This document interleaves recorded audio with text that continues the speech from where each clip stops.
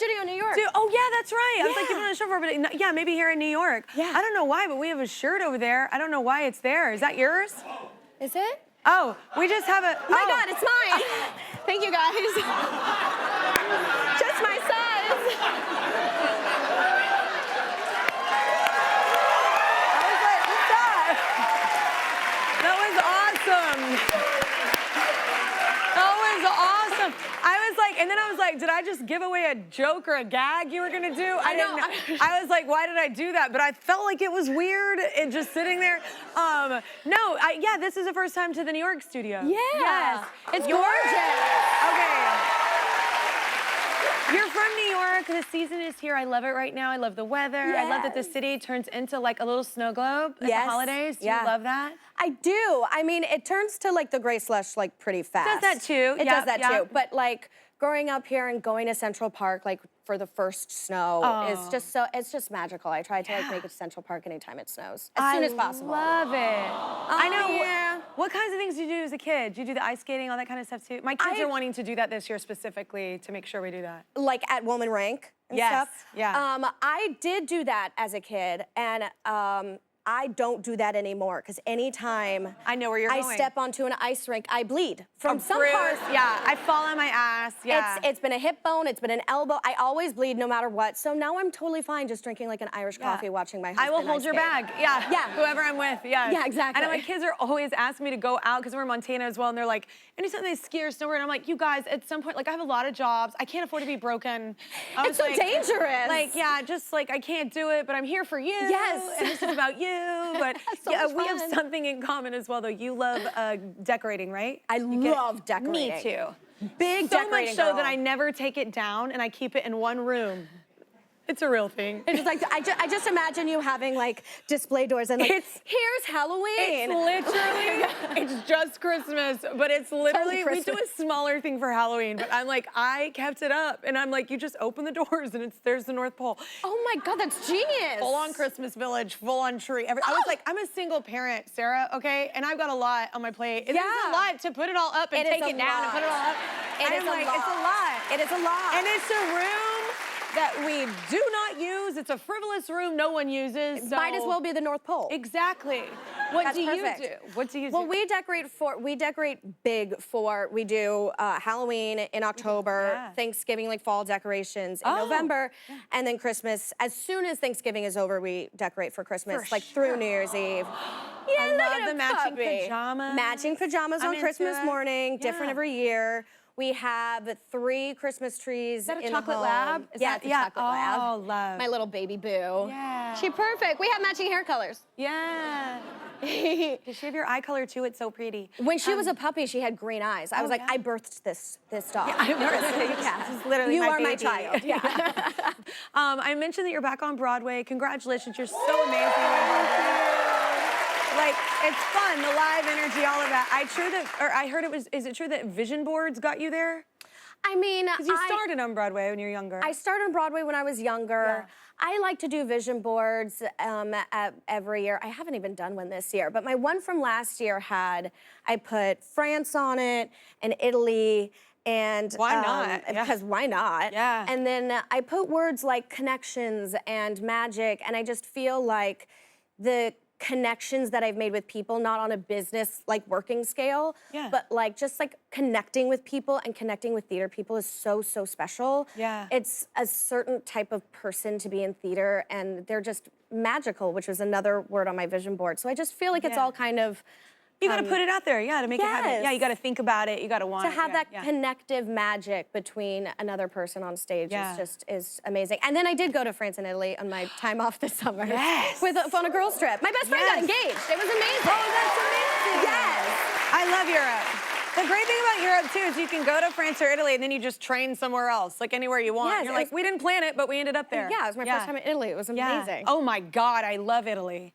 But the food, I can't move there. I couldn't. Yeah, I can't live there. I would just eat and eat and eat and eat. It's so good. So you once opened up, I didn't know this, for Jonas Brothers at Madison Square Garden? Yes, I did. How did this all go down?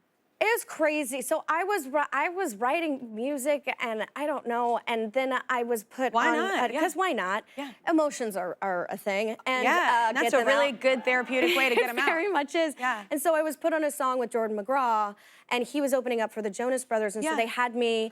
There it is. Wow, look at that. Dress is so awesome. So Jordan was opening up for the Jonas Brothers on tour, and they had me fly out to New York and like do like the Hollywood Bowl and Madison Square Garden, and I lost my marbles because it's Madison Square Garden And Hollywood Bowl. and the Hollywood Bowl, Yeah. and like, but just as a New Yorker, like Madison Square Garden was like, oh my gosh, I was so nervous. I didn't even get to see the stage before like going I was up. like, my I'm first sorry, time how on did that this go down? stage Okay, yeah. was like when I went up in the middle of the song to perform, and I was wearing these giant platforms. I was terrified of falling. Yeah. And then the next night, I got enough courage to be like, I love you, New York, and I just felt like a rock star. That's Also a nerd. No, that is different. Because I've done the thing where you jump up on stage, but you're not there for a sound check. Like, Yes. things, so you just show up and I've done that. That's a different beast. Yeah. Because you just, you gotta let go of your ego and go, this might go poorly. I was so terrified that I was gonna fall on my face. I think that's anyone though. Like if you're used to being on stage or not. It's like to not have any, just to walk in cold. That's a different beast. Yeah. You're brave. That's bold. Yeah. We are back with Sarah Hyland. Give it up, everybody.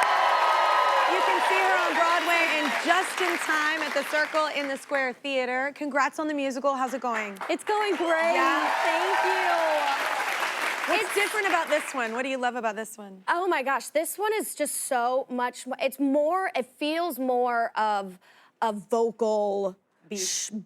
It's a vocal beast of the show. I mean, Gracie Lawrence is everything, and stepping into her shoes. Oh, she was on here, yeah. Yes. Yes, yeah. Like she's so. Oh, that's not her. Yeah. But you're fabulous as well. We put your Thank picture. you. Yes. But so it's so much more. It feels more like a concert. It feels more like Madison Square Garden than a musical because you're holding mics and it's just like so.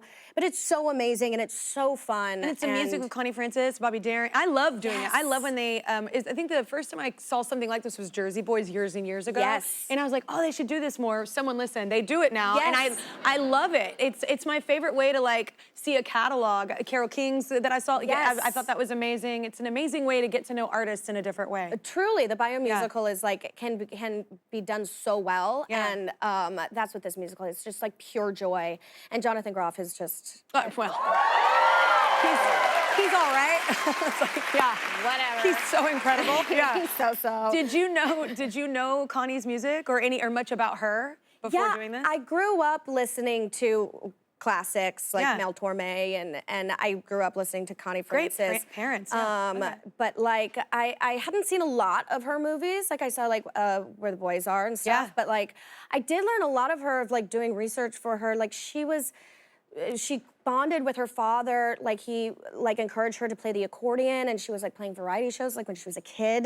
Mm-hmm. And I've been acting since I was a kid, and it's something that I bonded over like with my dad and stuff because he's an actor. So it was just like these weird little like idiosyncrasies and stuff has been really fun to learn about Connie. But when you do that and you play a character as an actor in general, when you play, that's interesting to me. When you play someone that you do have such similarities to, and then you see their whole story play out, does it make you rethink about your life and your thing? You know what I'm saying? Oh, do you apply that? wow.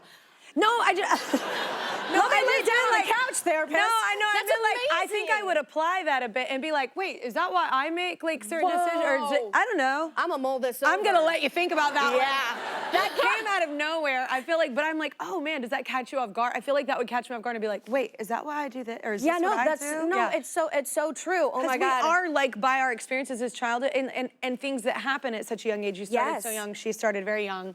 It has to sit in there somewhere, the similarity. It sits in there. I mean, by the time that she met Bobby Darin, she had already been performing on these shows for years and years, and Bobby was like kind of fresh to the scene, especially as a singer. And so, she meets him and it's kind of like, old hat, and And I felt like that when I was 18 years old. I was like, yeah, I'm here. Like, what's it to ya? Yeah. And so it's interesting to see somebody else's character play out like that. That was a real person that you do have that in common. That's so it definitely for me right now. sparked some light bulbs in me, being like, oh, okay. Yeah. Careful not to do this. Yes, exactly. Exactly. Are you exhausted, man? 8 shows a week. That is a beast. 8 shows a week. Especially, it's such a musical show. Like, it's such a, you're leaning a lot on the songs. Yes, yes. I mean, it's a lot. I mean, more so, it's just the physicality backstage for me, because it's Circle and Square, it's a theater in the round, and so we enter like through the audience like aisles, like in the house, and so we're like running up and down stairs, and my cardiovascular skills are just like really not. No. I don't think mine are on par either. Not on par. Like I need to like start singing on a Stairmaster, like Nicole Scherzinger or something like that. Like I I tried can't. that, and then I was like, this is hard. It's so much. I'll just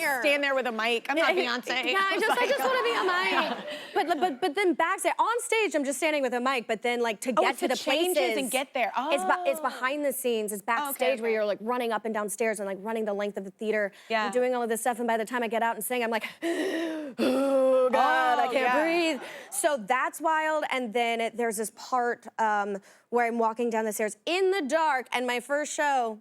Guess who ate it? Oh, you did not. Guess who ate it? Some lucky audience member definitely heard me go, oh. Did you act like it was part of the show? Please say you did. Well, it was still like, the lights were like still blacked out. I got to my spot on time, right as the spotlight shone on me. And I was like, my husband woke me up. It was just like a crazy, like I was on the ground, and then 1 second later, it was my husband woke me up. Okay. I think we've all fallen on stage though. It's how you get back up. It's a rite of passage. Yeah, I think we've all fallen. Yes. Yeah. Mine was the mic. It was like one of those awkward moments in like the, coming of age movies when the kid with like it's hitting puberty and everything is going wrong. That's how mine went down. It was like the mic hit, it was like, oh my God. Like, yeah, the whole an amphitheater filled with thousands of people there to see me. And I was like, I know you've spent money for this. Sorry, guys. Joke's on you. Like, it sucked. I got back up though and made a joke of it. But it is, it always happens to all of us. But we need another break. If you're in New York, be sure to go see Sarah and Just in Time. It's playing at the Circle in the Square Theater on Broadway.